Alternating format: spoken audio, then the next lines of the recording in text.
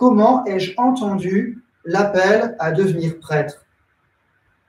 Pour ma part, tout part d'une expérience familiale. Avant d'entendre un appel à être prêtre, j'ai d'abord entendu un appel à devenir disciple, à devenir chrétien. Et dans cette expérience familiale, si je peux me permettre une image, je prendrai l'image de la marmite. Vous savez, si vous connaissez les aventures d'Astérix et d'Obélix, vous imaginez la marmite.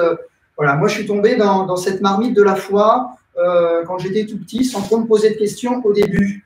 Et la première, il y a deux mots qui pour moi sont essentiels. C'est la prière qui conduit à la rencontre avec Jésus. Ça fait un peu plus d'un mot, ça. La prière qui conduit à la rencontre avec Jésus. Et le deuxième mot, c'est les rencontres. Les rencontres avec vous, avec des personnes qui ont témoigné du Christ dans ma vie. Alors d'abord, l'expérience de la prière. La prière, je l'ai d'abord vécue dans l'intimité de la famille. La prière en famille, avec mes parents, notamment à partir de cette prière d'alliance très simple dont on parle au caté. Merci, pardon s'il te plaît. 3 mots très simples pour dire à Dieu toute la joie que l'on a d'être vivant, pour lui demander pardon et pour lui proposer, pour lui demander ce qui est important pour notre vie. Cette prière d'alliance constitue le chemin par lequel je suis entré dans la foi chrétienne.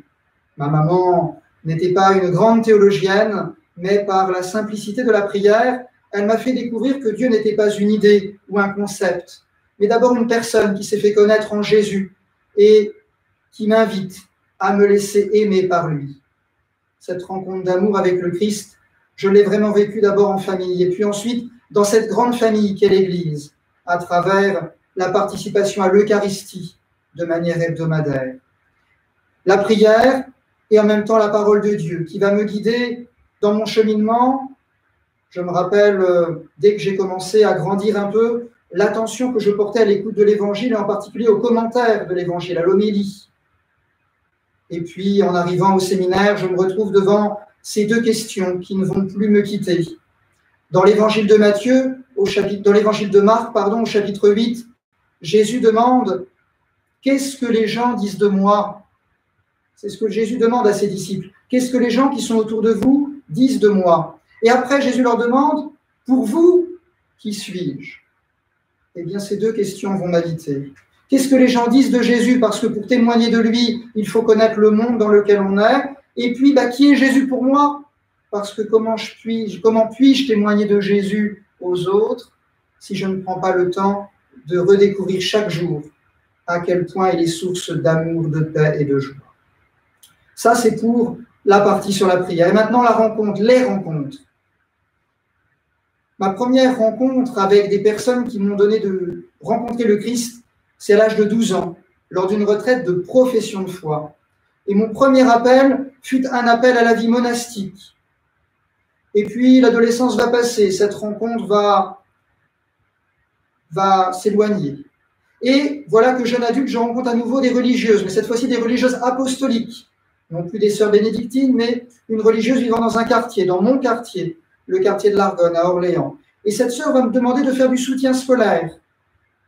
Elle va voir que dans la rencontre avec les jeunes, j'ai eu l'occasion d'accompagner scolairement pas mal de musulmans, et ces personnes me parlaient de leur religion et je leur parlais de ma foi en Jésus.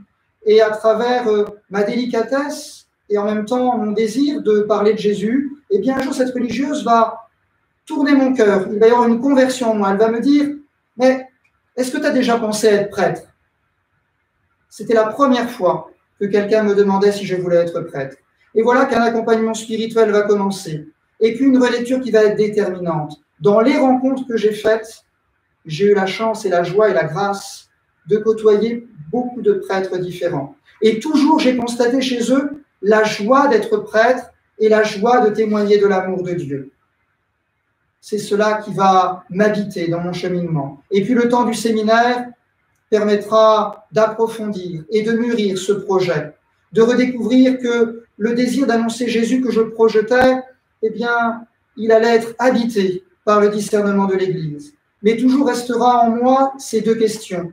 Est-ce que tu es heureux dans ta vie?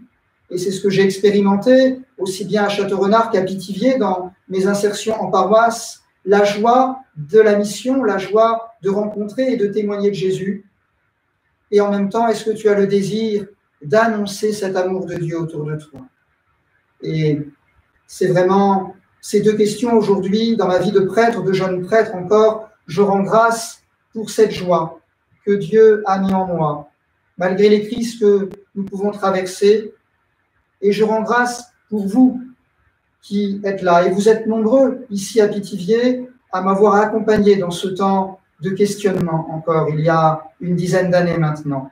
Je rends grâce au Seigneur aussi pour vous, pour le travail que vous avez accompli en m'accueillant dans cette paroisse, en me laissant le temps qu'il fallait pour dire oui et en me permettant chaque jour encore de renouveler mon oui à Jésus, mon oui à la mission.